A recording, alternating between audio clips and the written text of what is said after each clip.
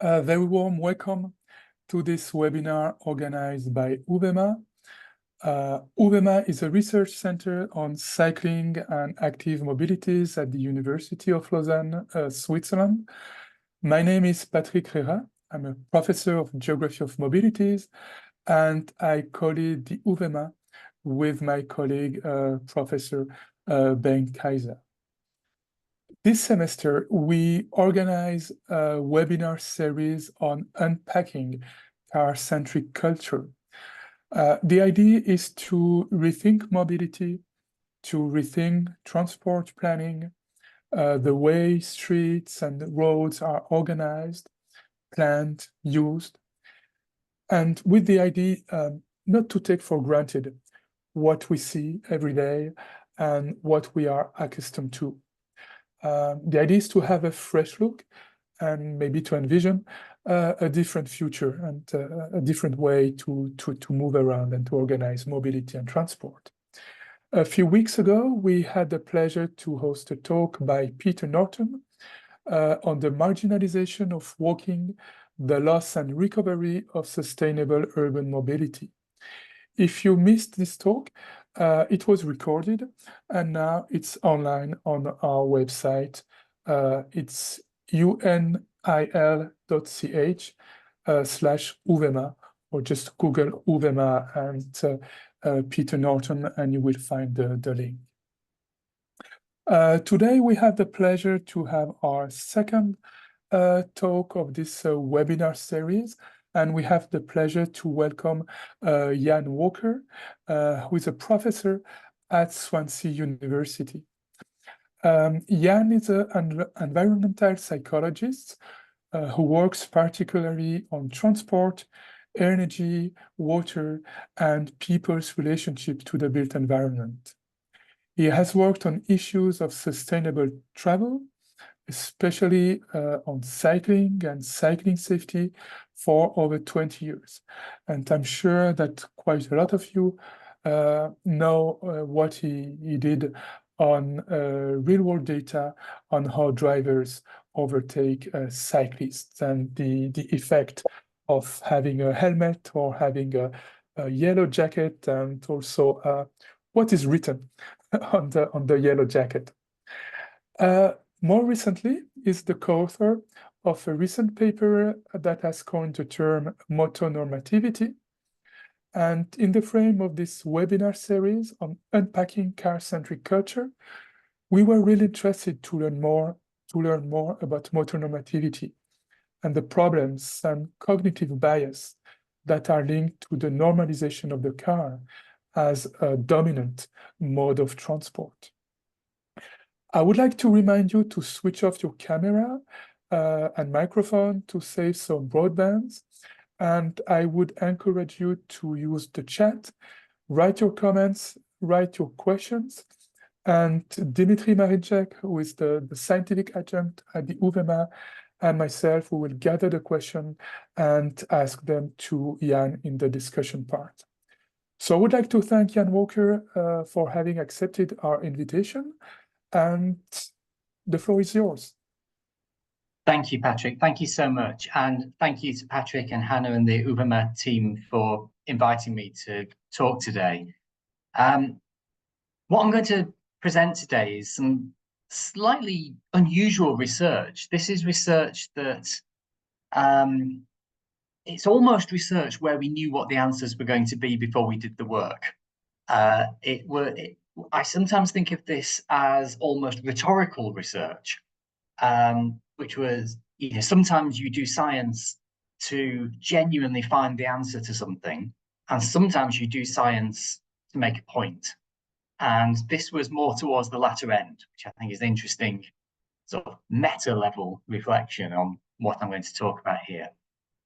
As Patrick mentioned, I've worked in transport and cycling and active travel for 20 years or more than 20 years. And I suspect a lot of people here have done it longer. And one thing we all know, if you work in this area, is that making change is incredibly difficult. Making change to cars coming first, making change to driving being the default in our societies, making changes to how individuals view mobility and transport and how decision makers act in terms of mobility and transport is incredibly difficult. And what I'm going to talk about is, I believe, one of the reasons. And I'm going to suggest that the reason it's so difficult is that there is a network of influences all the way from our culture down to individuals that all pushes in the same direction. There are multiple influences all pushing towards the same outcome, which is to keep things the same as they are. And that's the context for what I'm going to do. So if you want to leave, I've just explained the whole talk. An interesting bit of context is David Hume, so nearly 300 years ago, talked about the is-ought problem. Now, he was saying something slightly different. He was talking about moral philosophy, and he was talking about the idea that it's impossible to go from a statement about how the world is to a statement about how the world ought to be. You can't observe a fact and from that make a statement about how things should be. That was his claim. I'm going to suggest that there's another is-ought problem, which is that people look at how the world is and they do exactly what David Hume said they shouldn't. They look at how the world is and they say, well, the world is this way, and they conclude, therefore, it ought to be this way. Change should not happen because the world is this way, so the world must stay this way. And I'll explain that with a bit of more background. One of the things that my colleagues and I talked about a lot for years, sitting around drinking coffee in Bristol and talking about the difficulties of doing research in transport, we kept talking about the double standards that we saw, the fact that people behaved differently in transport contexts, or people accepted things in transport contexts that they wouldn't accept elsewhere, that people's values weren't feeding into their transport decisions or behaviors. And we kept noticing there's lots of places you can see this. For example, the lack of ambition to tackle illegal behavior, or the lack of ambition to tackle pollution. In other domains, we are very ambitious about this. Here in the UK at the moment, we're having an incredible public debate about how we can reduce water pollution. And there's a growing awareness of how we can address air pollution, which people are very keen to deal with, as long as we don't talk about water pollution from tyres or air pollution from cars, because obviously there's nothing we can do about those. The way we look at risk is incredibly interesting. Death and injury on the road seem to be constructed as being completely unavoidable. They seem to be constructed. I once said that we view the dangers of road travel the same way that we view the weather. It's just a thing that happens, it's outside human control, and the best thing you can do is wear a coat and hat if you're worried about it. It's so different to how our cultures deal with risks in other domains, including other travel domains. So if we look at air travel, if there is the slightest sign of a problem with an aircraft, it will be grounded until the problem is addressed. If there's a crash, then there will definitely be a thorough investigation and action taken to make sure that crash can't happen again. If there is a near miss, action will be taken to learn lessons from it, which of course makes sense if you're familiar with frameworks like Haydn's collision understanding framework, whereby near misses are seen as the same as collisions. They're just collisions where we got lucky, and therefore we should be learning from near misses because they are just collisions that didn't happen this time. But whereas we're very good at applying this kind of systems thinking to rail and air and maritime and any other form of transport, we are incredibly bad at applying this same thinking to road travel. And that's not a novel observation. We wanted to try and get some better understanding of why that might be happening and why is, at every level, why is this so difficult? I'll just start. This is a bit of fun. But I think it's interesting to look at a few examples of the kind of double standards and the kind of problems that we see in society. So this is a very interesting one. This is from near my old home.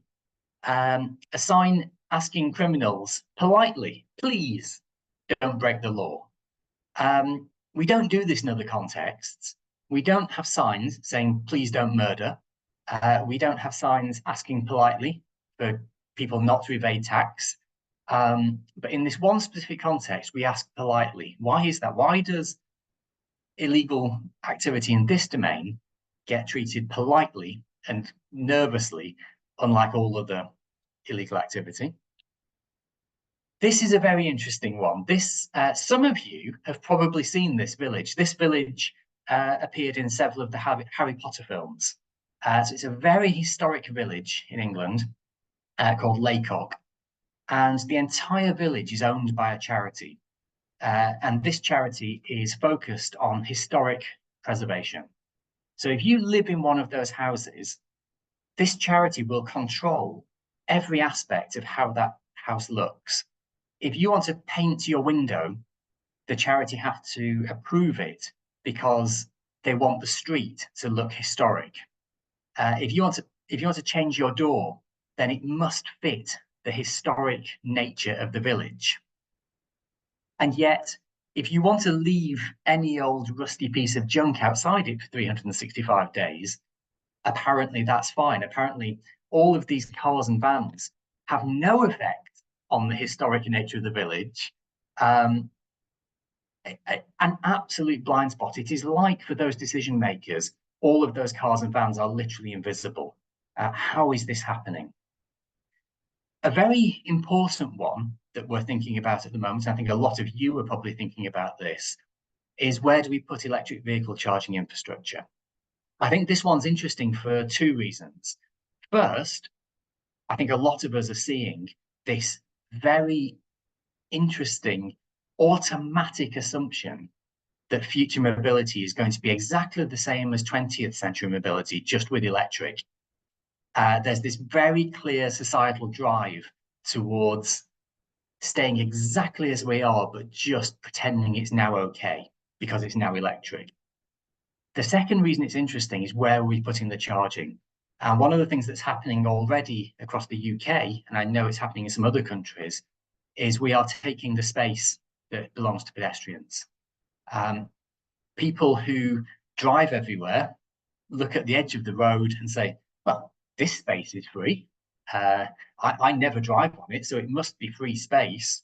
Therefore, we'll put the charging infrastructure on this space at the edge in a way that completely is blind to the needs of those pedestrians and wheelchair users and people like this who need that space. Their needs are not even entering into people's decisions. And probably the most important, or the one that I probably think about the most, is who waits for whom.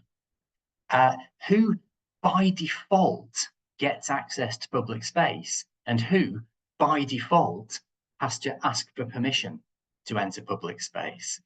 And in countries like mine, and I suspect most other countries, public space by default belongs to motorists. And every time there is conflict, it is the pedestrian who must wait. It is the pedestrian who must ask for permission to proceed on their journey. These things are not necessary. We don't have to organize our streets like this, but we do.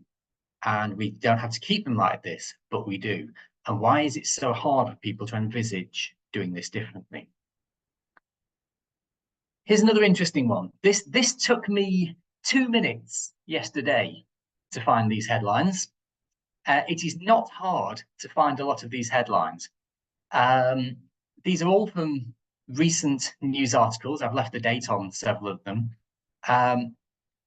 And you will not see a single driver mentioned here.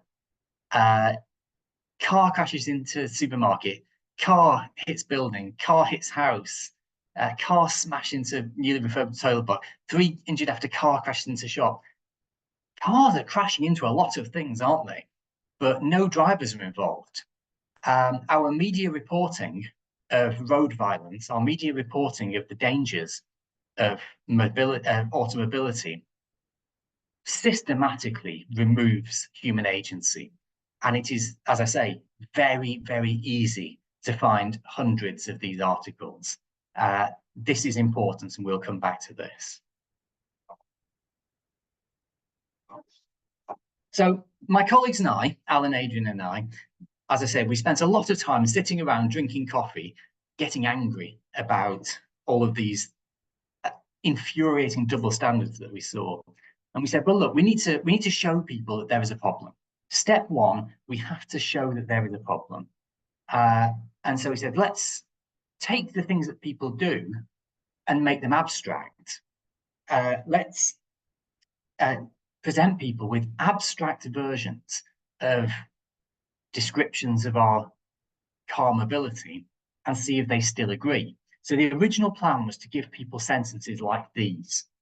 Do you agree? Should people who operate dangerous machinery in public be liable for any consequences? Now, I was very keen to ask that one. I think that would have been a really good question to ask, because I think everyone would agree with that. And it would then be very interesting to show that they don't agree when you say, should people who drive in public be liable for any consequences? Because ultimately it's the same thing. We had a bunch of others like this. Is it acceptable to put another person's life in danger if that makes things more convenient for you? Which we might have contrasted with, is it acceptable to speed past somebody if it saves you time? You know, something like that. Is it the country's job to support people's lifestyle choices? That would have been a very interesting one. If you contrasted it with, is it the country's job to help people store their cars, for example? Is it acceptable to barge in front of another person? Might not even need to change that one. And should the state help people live beyond their means? Which we could have linked to a question on borrowing money or subsidizing car use. Now, I would have loved to ask some of these questions, especially that first one. I think that first one would have been an incredibly interesting question to ask people. But we were concerned that there's an element of subjectivity to this. That, you know, we're asking two questions that are really quite different. You know, should people who operate dangerous machinery in public, should people who drive cars in public? You know, you can imagine the arguments that would happen. So we decided to go for a very slightly cleaner version, which was to change one word. So we ended up doing this sort of thing where we took a sentence about driving and we would change one word or two words. And it was always the same change. It would always be a noun changed to a noun or a verb changed to a verb. To make it into a different context, a non-driving context. So this was one of the ones that we really used to sell the idea and to show people what we did. People shouldn't drive in highly populated areas where other people have to breathe in the car fumes, versus people shouldn't smoke in highly populated areas where other people have to breathe in the cigarette fumes. So two words change, same part of speech, and thereby change the context in what we hoped was a really clean and less subjective way. I'll just jump into what we found, because I think it's just interesting to get straight to the detail and then think about what it means. So the first question we asked people was, the first version was this: if somebody leaves their car in the street and it gets stolen, it's their own fault and the police shouldn't do anything about it. And you can see that almost everybody disagrees. If you leave your car in the street and somebody steals it, then this is incredibly serious. If you leave your belongings in the street and they get stolen, it's your own fault and the police shouldn't act. We see a completely different set of responses. In this case, about a third of people agree that it's your own fault, tough luck, no police. About a third of people disagree, and about a third of people don't know. Very, very different. The car is getting special treatment. Stealing a car is being seen as completely different to stealing anything else. And I've just realized I forgot a really important detail here. This is from over 2,000 people, which were recruited by an independent polling organization. So we had an independent national body who recruited 2,000 people. The people on the left here this was 1,000 people chosen at random who got the car questions, and another 1,000 people chosen at random got the non-car questions. I'm sorry, I forgot to say that earlier. And as you can see, 1,000 people got the car version, and they answered very differently to the 1,000 people who got the non-car version.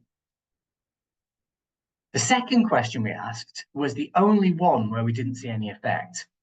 So the car version of this question was, it's okay for a delivery driver to cut a few health and safety corners if it helps keep them profitable. And the non-car version was, it's okay for a chef to cut a few safety corners if it keeps their business profitable. And we didn't see any difference here, which is really interesting, possibly because these are both other groups. They're both professional groups who people don't relate to, perhaps. We're not entirely sure why this is completely different to the rest, but it is interesting that it was different. This question is interesting for two reasons.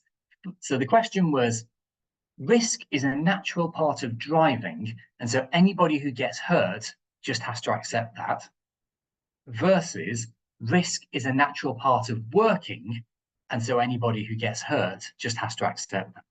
Now, the first reason it's interesting is that around a third of people think it's okay to be hurt at work.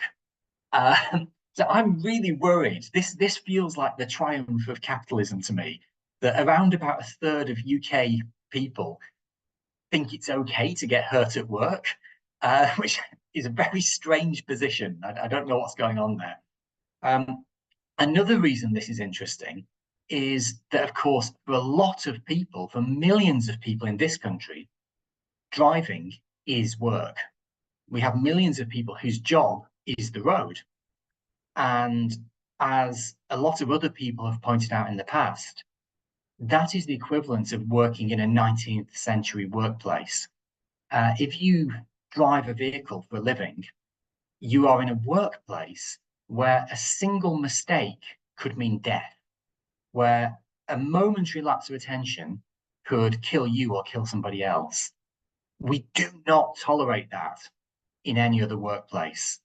If you are in a work, this is my office, it cannot be set up so that I die if I make a mistake. And yet we are happy with this on the road. We're happy with it on the road in a way we're not happy with it in workplaces, and we're more happy with it on the road than in workplaces, and the road is a workplace. There is a cultural problem here that is appearing in individual people's responses. There's no point expecting people to drink alcohol less, so we just have to accept the consequences. And you can see that nearly half of people agree with that, which is, again, a bit weird. Oh, sorry, I've got that the wrong way around. Apologies. There's no point expecting people to drive cars less, so we just have to accept the consequences. And nearly half of people agree with that. There's no point expecting people to drink alcohol less, so we just have to accept the consequences. And over half the people disagree with that. So again, we see quite a difference here. Driving cars causes social harm and also is a good thing at times. Drinking alcohol causes social harm and is also a good thing at times. Well, at least I think so. We view them differently, even though they both have these higher level similarities. And then the final question we asked people, and this is the one that got a lot of attention, people shouldn't drive in populated areas where other people have to breathe the car fumes, versus people shouldn't smoke in where other people have to breathe the cigarette fumes, and the difference is enormous. 3/4 of people agree that you shouldn't smoke if it means other people have to breathe the fumes, but very few people agree that you shouldn't drive if it means that other people have to breathe the fumes. So breathing toxic fumes or making people breathe toxic fumes is viewed differently. It's viewed morally differently, depending on where those fumes come from, which is very interesting, because this is essentially the special pleading fallacy.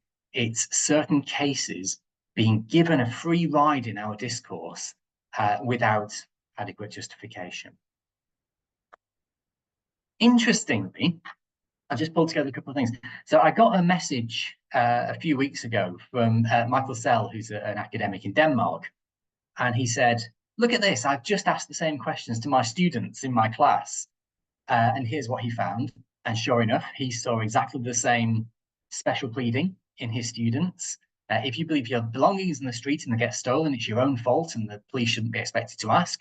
People agree. If you leave your car in the street and it's stolen, it's your own fault and the police shouldn't be expected to ask. People disagree. Interestingly, these were the same people in this case. And so even within the same individuals, the double standard is visible. Now, yes, this is about 30 or 40 students in Denmark. But then 2 weeks ago, a research organisation here in the UK did the same thing with over 2,000 people again. So they took over 2,000 people across the UK and asked them 3 questions. Rather than just 2 versions, they asked 3 versions of the question. People shouldn't drive in populated areas where other people have to breathe the car fumes. People shouldn't smoke in populated areas where other people have to breathe the cigarette fumes.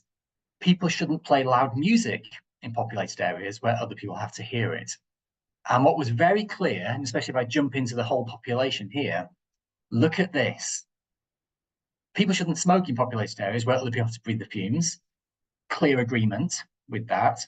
People shouldn't play loud music where other people have to hear it. It's actually even slightly higher agreement. So apparently music is worse than smoking. People shouldn't drive in populated areas where other people have to breathe the fumes. There is very little agreement. That is the one that stands out again. So even these large-scale replications are showing the same thing, which is always reassuring as a researcher that replications find the same thing. Here again is the double standard. And this one's quite nice because they ask the music question as well. It's not just that it is only smoking that is uniquely bad. Other negative behaviours are viewed the same as smoking, and the car is the one getting the free ride. One of the really interesting things with the survey that we did was that drivers and non-drivers more or less responded the same. It was actually a little bit different. If you look at, hopefully you can see my cursor, if you look at the bottom of the IPPR data, you can see that there's a little bit of a difference between the drivers and the non-drivers, people who have a car and people who don't have a car. We asked the question differently. We asked whether people actually drove rather than whether they owned a car. But either way, they saw a little bit of a difference. We saw a smaller difference. But basically, drivers and non-drivers both show this effect. So you would understand it if people who drive cars make excuses for cars. That would make complete sense. That would be self-interest for people who drive cars to make excuses about driving.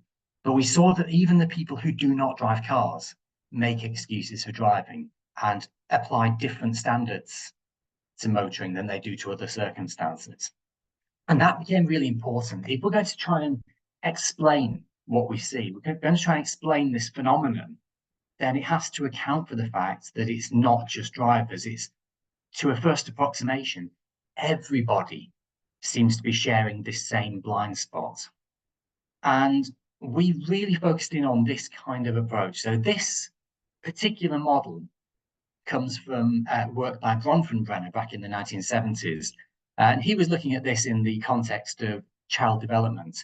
But we found it really useful as a way of understanding this shared cultural assumption around travel. And the idea is that that box in the center, that's an individual person growing up. And the idea is that they are exposed to multiple influences throughout development. So there you are, you're having your life. You are surrounded by family and friends who have a very, very powerful influence on your behavior and on your values and what you think is normal. Your family and friends are then surrounded by all the other people you see, which again have a very strong influence on what you think is normal. There's a lot of social psychology on how people copy each other. People see one another and they copy one another, and it's very unconscious, but it's a massive influence on behavior.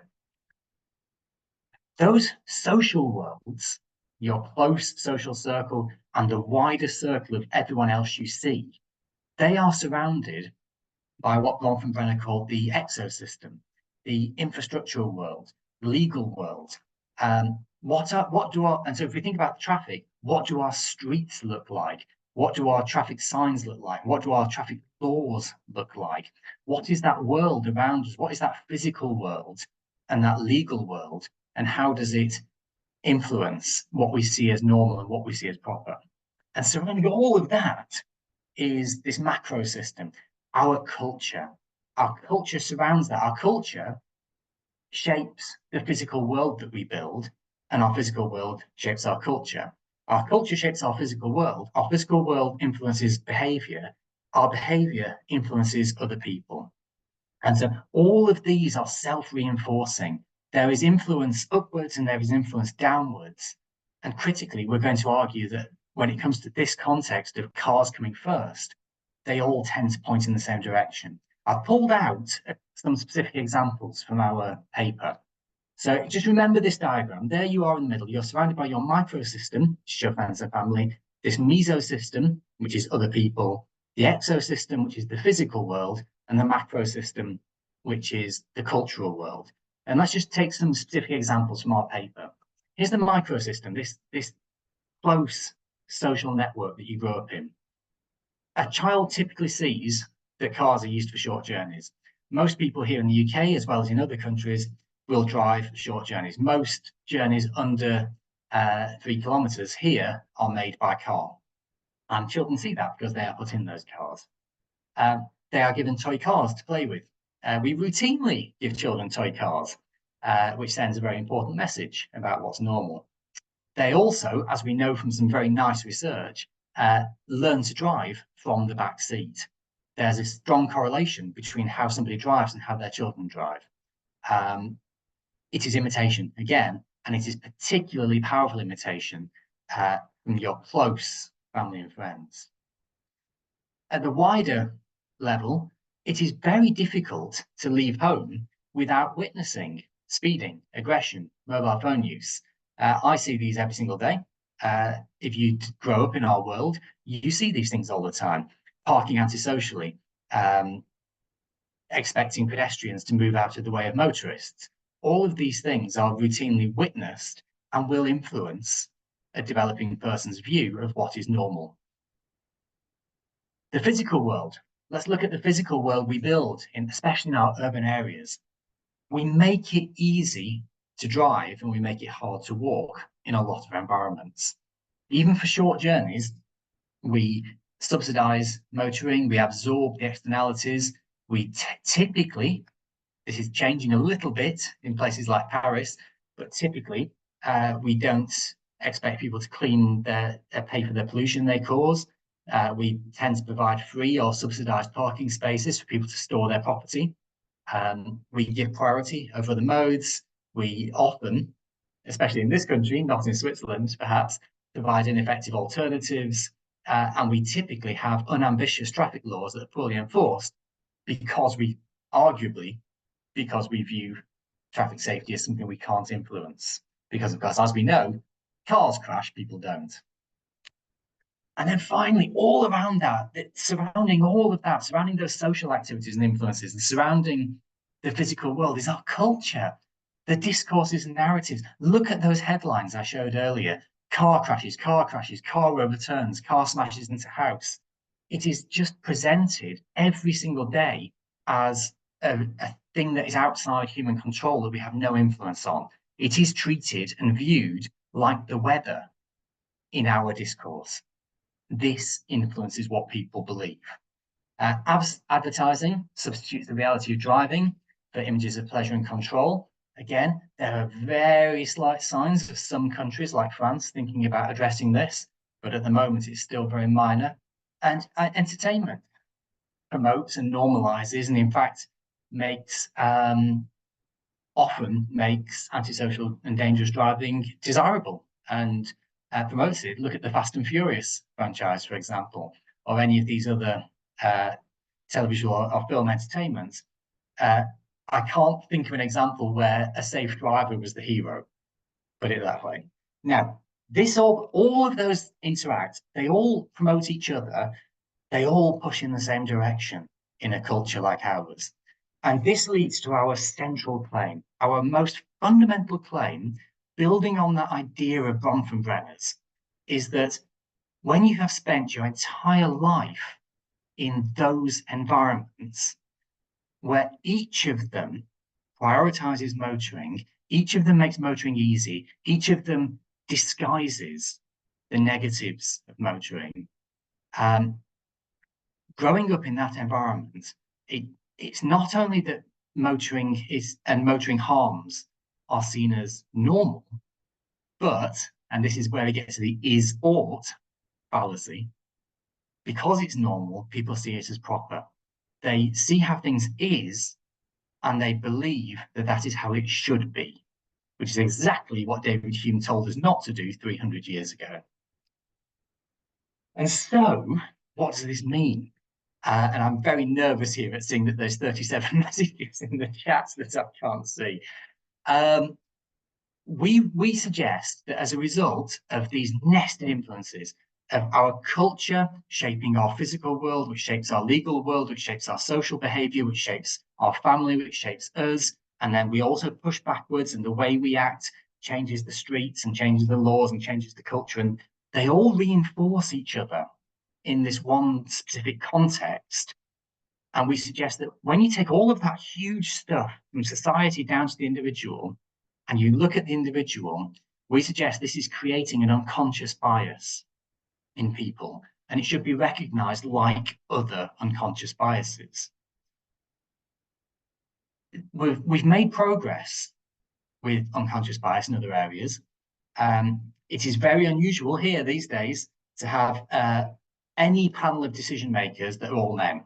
It is very unusual to have any panel of decision makers that are all white. We're getting there with other areas. It is entirely common to have a panel of transport decision makers who all drive everywhere. This is introducing unconscious biases that need to be addressed. The final thing we're going to suggest is that because of this nested set of influences, anyone who wants to change this needs to think, well, where do I start? Well, you could start in the middle of that system. You could start with individuals and try to change what individuals think. But the implication of that approach will be to say that this is very inefficient. Trying to change what individuals think is first difficult because all that stuff influencing them. And it also means, well, there's a lot of individuals. There's 7 billion people, and that's a lot of people to persuade.